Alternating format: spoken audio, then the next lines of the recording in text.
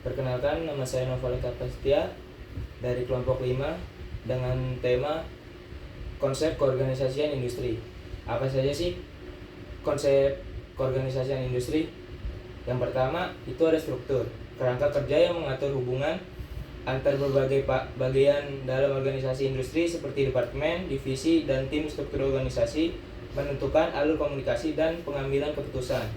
Yang kedua, proses, serangkaian kegiatan dan tugas yang dilakukan oleh individu dan tim dalam organisasi industri untuk mencapai tujuan bersama. Proses meliputi perencanaan, pengorganisasian, pelaksanaan, dan pengendalian. Yang ketiga adalah budaya. Nilai-nilai, kepercayaan, dan norma yang dianut oleh anggota organisasi industri membentuk perilaku dan kerja mereka. Budaya organisasi dapat mempengaruhi kerja dan loyalitas. Kedua, pentingnya konsep keorganisasian dalam industri. Apa aja sih yang penting dalam konsep keorganisasian dalam industri itu? Yang pertama, efisiensi. Organisasi yang terstruktur dan efisien dapat memaksimalkan sumber daya dan mengurangi pemborosan, sehingga meningkatkan produktivitas dan profitabilitas.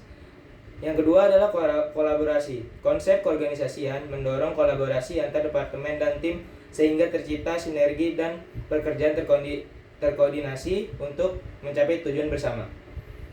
Yang ketiga adalah kejelasan. Struktur organisasi yang jelas memberi kepastian dan arah bagi karyawan, mengurangi kebingungan dan konflik, dan meningkatkan efisiensi kerja. Assalamualaikum warahmatullahi wabarakatuh. Saya Salman Al-Faris ingin melanjutkan pembahasan yang sebelumnya dari teman saya. Di sini saya akan membahas tentang struktur organisasi industri. 1. Struktur fungsional. Membagi organisasi berdasarkan fungsi seperti produksi, pemasaran, dan keuangan. Cocok untuk perusahaan kecil dan menengah. 2.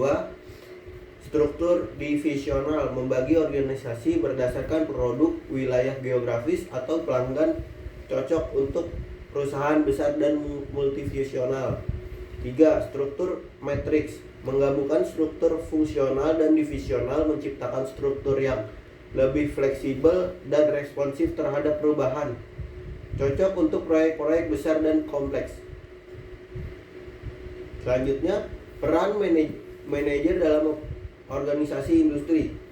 1. Perencanaan. Menentukan tujuan organisasi, strategi, dan rencana kerja, serta mengalokasikan sumber daya. 2. Pengorganisasian. Membangun struktur organisasi, menetapkan tugas, dan mendelegasikan wewenang kepada karyawan. 3. Kepemimpinan. Memotivasi, menginspirasi, dan membimbing karyawan untuk mencapai tujuan organisasi. Menciptakan budaya positif dan kinerja optimal. 4. Pengendalian. Memantau kinerja organisasi dan karyawan, melakukan evaluasi, serta mengambil tindakan korektif jika diperlukan. Pengambilan keputusan dalam organisasi industri. 1. Identifikasi masalah. Mengenali dan menganalisis masalah yang dihadapi, mengumpulkan data, dan memahami konteks. 2. Pilihan solusi. Mengembangkan dan mengevaluasi berbagai alternatif solusi, mempertimbangkan resiko dan keuntungan. 3. Pengambilan keputusan. Memilih solusi terbaik yang selaras dengan tujuan organisasi, strategi, dan nilai-nilai. 4. Implementasi. Menerapkan keputusan yang diambil dan memonitor pelaksanaan, memastikan sumber daya yang cukup dan koordinasi yang baik. 5. Evaluasi. Mengevaluasi efektivitas keputusan yang diambil dan melakukan penyesuaian jika diperlukan untuk memastikan keberhasilan. Assalamualaikum warahmatullahi wabarakatuh. Perkenalkan, nama saya Muhammad Rizky Kertandi. Saya di sini akan melanjutkan pembahasan dari teman saya. Koordinasi dan komunikasi dalam organisasi industri memiliki 4 poin. 1. Peran manajer. 2. Sistem informasi. 3. Budaya terbuka. 4. Rapat dan pertemuan. Budaya organisasi dalam industri memiliki nilai-nilai prinsip dasar yang dianut oleh organisasi seperti integritas, etika, dan inovasi.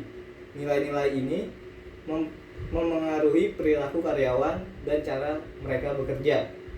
Dan juga ada norma, aturan, dan kebiasaan yang berlaku dalam organisasi seperti cara berpakaian, cara berkomunikasi, dan cara menyelesaikan masalah. Ada pula tantangan dan dinamika organisasi industri, memiliki 4 poin. 1. Teknologi. Perubahan teknologi yang cepat dan disruptif seperti otomatisasi dan kecerdasan buatan memerlukan adaptasi dan transformasi organisasi. 2. Globalisasi. Persaingan global dan pasar yang dinamis menurut organisasi untuk menjadi lebih efisien, inovatif, dan adaptif. 3. Demografi. Perubahan demografi seperti populasi yang menua dan migrasi memengaruhi kebutuhan dan harapan karyawan, serta strategi perekrutan dan pengembangan. 4. Etika dan sustainability.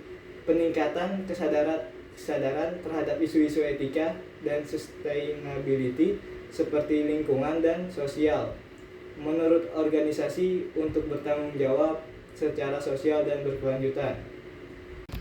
Nah teman-teman, selesai sudah presentasi dari kelompok kami, kelompok 5, yaitu membahas tentang konsep keorganisasian industri.